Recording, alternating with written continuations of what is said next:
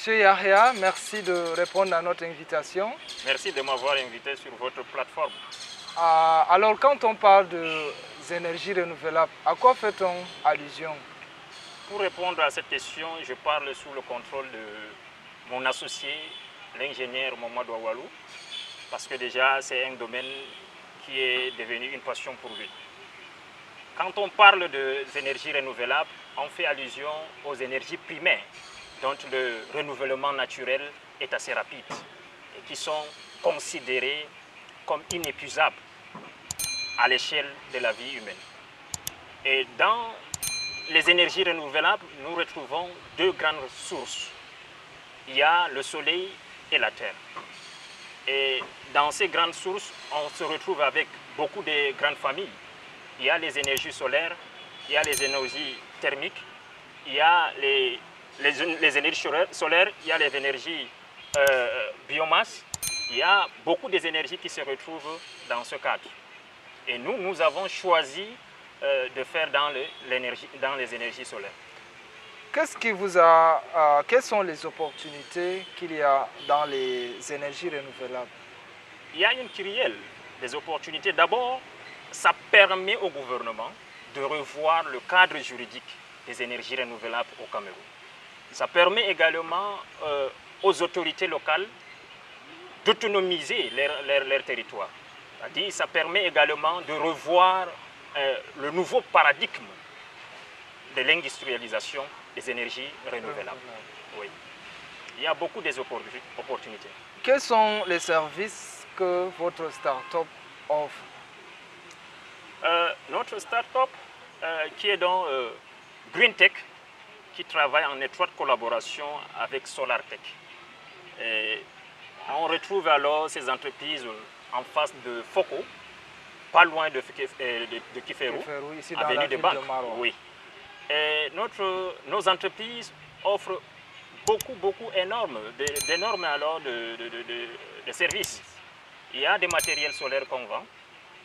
Il y a des services, par exemple, si un client arrive et qu'il achète un dispositif solaire, un kit solaire, on peut demander à notre ingénieur de l'accompagner, d'aller alors installer pour l'installation. Oui, ce kit solaire.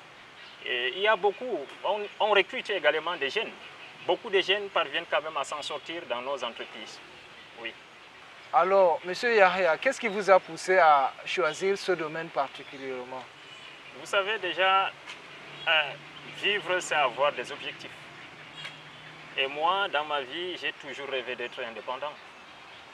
Et depuis le jour où j'ai rencontré l'ingénieur Mamadou Awalou, il m'a donné l'engouement d'aimer les énergies renouvelables. Plus précisément, les énergies solaires. C'est devenu comme une passion. On a travaillé en étroite collaboration, on a beaucoup investi dans ce domaine. Et comme c'est devenu une passion, j'ai dit pourquoi pas? Pourquoi pas alors s'investir dans ce domaine? Même si ça ne rentre pas quand même dans le cadre alors de mes activités. Oui, vous êtes, pour le signaler à nos abonnés, vous êtes un chercheur en droit international à la faculté des sciences juridiques et politiques, mais en plus de ces occupations, vous avez choisi de faire l'entrepreneuriat. Quelles sont les difficultés auxquelles vous êtes confrontés? Déjà, les difficultés sont énormes. Il y a des difficultés qu'on rencontre dans la vie quotidienne, c'est-à-dire l'environnement lui-même ne nous permet pas quand même de faire mieux notre travail. Il y a des difficultés qui sont intimement liées à l'activité elle-même. Parce que déjà, il y a trop de risques. Si par exemple, on vous demande d'aller installer dans une zone qui est vraiment, qui n'est pas accessible, par exemple sur une montagne, c'est un peu difficile. Il y a des risques que l'ingénieur et même les personnels de nos entreprises peuvent quand même rencontrer.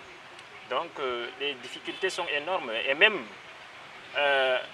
la jeunesse, c'est-à-dire cette activité elle est jeune.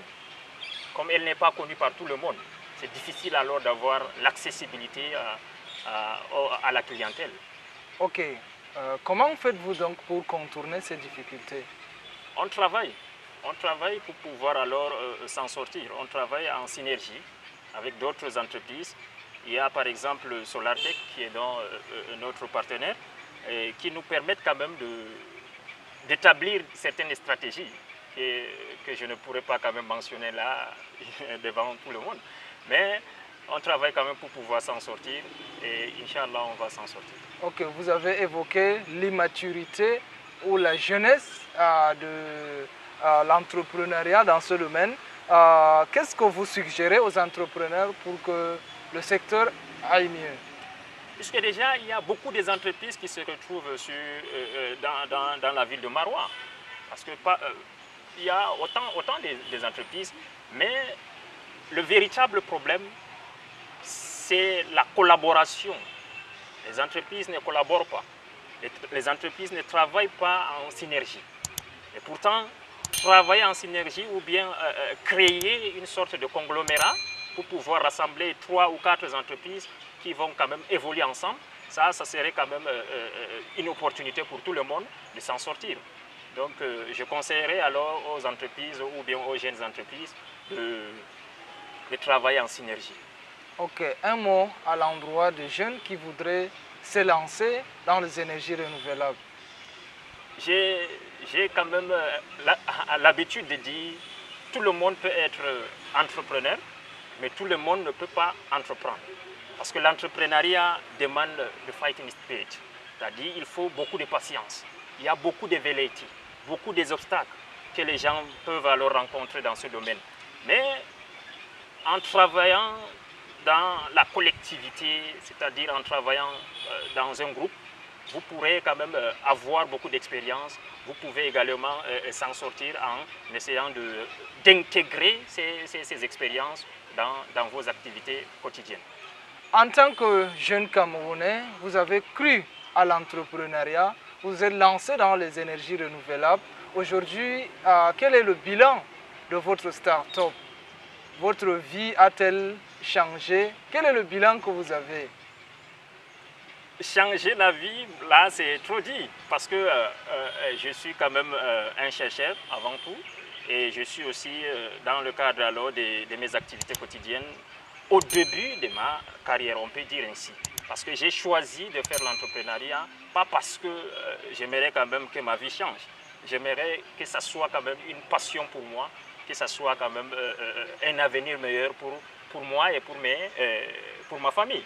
Et déjà, comme l'entreprise GreenTech est trop jeune, elle a quand même accompli autant de travaux.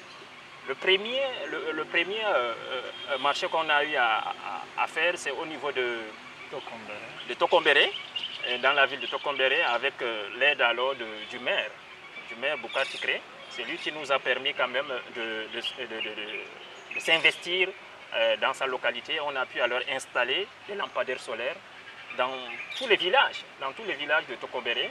Et là, il y a également d'autres travaux qu'on a pu alors faire au niveau du Crédit du Sahel. Vous verrez, en passant peut-être, vous verrez quand même des projecteurs solaires qui sont installés. C'est GreenTech, en collaboration avec Solartech, on a pu alors faire ces travaux. Et on a également travaillé avec beaucoup de particuliers, parmi lesquels je peux citer, parce que c'est un grand client pour nous, le nouveau président du conseil régional, qui est donc M. Kalbassou. Et au niveau de sa pisciculture, on a pu installer autant de dispositifs solaires. Ok, Tokombéré, je rappelle quand même que se trouve dans le Mayo-Sava, c'est à 37 km de la ville de Maroua. Pour ceux qui voudraient aller toucher du doigt la réalité de vos compétences, des compétences de vos startups. Comme on l'a souligné tout à l'heure, vous êtes un chercheur également au département du droit international à l'université de Maroua. Comment avez-vous réussi à gérer les deux volets, l'entrepreneuriat, les études? Ce n'est pas facile. Ce n'est pas facile de relier quand même ces deux bouts. Vous l'avez quand même fait. Oui, de faire quand même un trait d'union entre les études et les activités qui sont purement professionnelles. Mais on a pu quand même le faire parce qu'on a un bon programme. Parce que j'ai l'habitude quand même de travailler avec le programme et ça nous permet également de revenir un peu dans la vie active, de faire certaines activités. Faire des recherches, c'est primordial, mais il y a quand même des activités qui sont accessoires, hein, qui sont secondaires, qu'on peut également entreprendre pour pouvoir alors s'en sortir même dans les recherches. Ok, on fait un bref rappel pour ceux qui peut-être nous ont rejoints durant l'entretien. Votre start-up, c'est GreenTech, qui fait dans les énergies renouvelables. Et vous avez dit que vos locaux sont situés en face de Foko, pas loin de Kiferou, sur l'avenue de Banque. Ici dans la ville de Maroua. Oui. Et vos services, vous offrez... On vend des plaques solaires, on vend également des dispositifs qui sont intimement liés au solaire. Il y a des services énormes qu'on peut... Et vous offrez également l'expertise en matière d'installation. Parce que oui, vous avez parmi vous les ingénieurs qui ont fait dans le domaine. Alors, quel est l'agenda de GreenTech pour les prochaines semaines, les prochaines années? Oui, GreenTech commence déjà à devenir quand même une grande entreprise. Une grande entreprise parce qu'on a autant de projets dans l'avenir. D'abord, il y a l'autonomisation du territoire. On aimerait par exemple la ville de Maroua et un central solaire.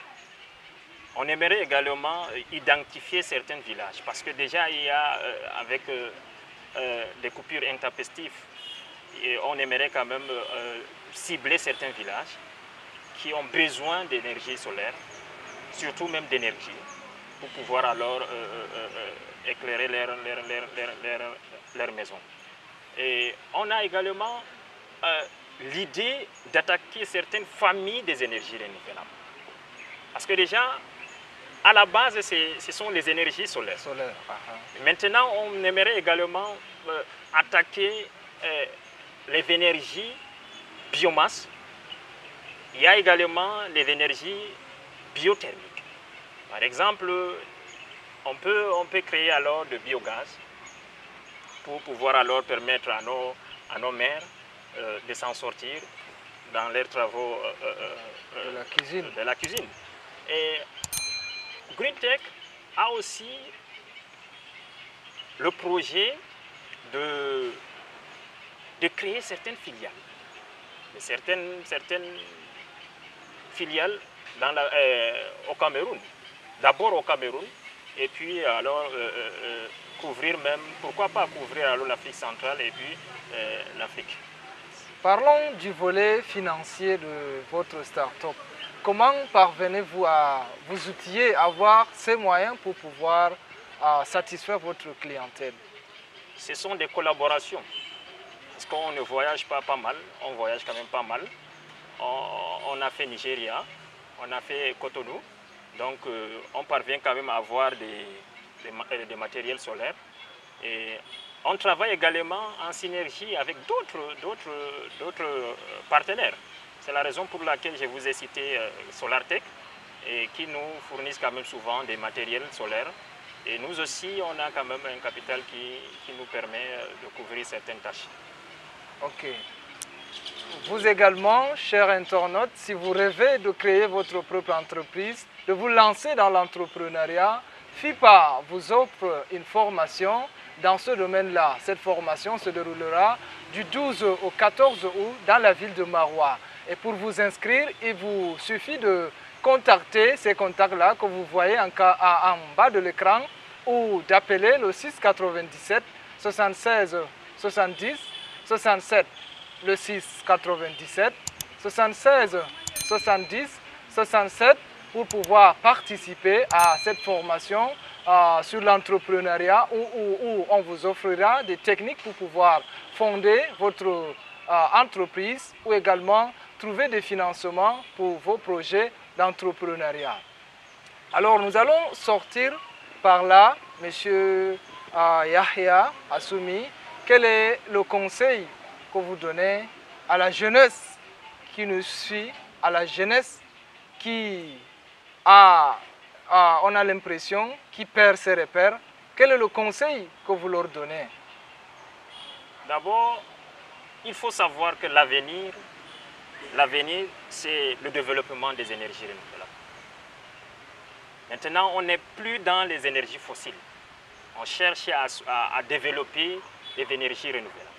C'est la raison pour laquelle le réchauffement climatique n'est plus une hypothèse maintenant. C'est un fait. Il va falloir pour nous de réfléchir comment donc régler certaines situations, certains problèmes dans la vie quotidienne. Parce que si vous voulez peut-être avoir une belle vie dans l'entrepreneuriat, il faut d'abord régler un problème dans la société. Parce qu'on ne peut pas s'enrichir sans toutefois régler alors des problèmes dans la société.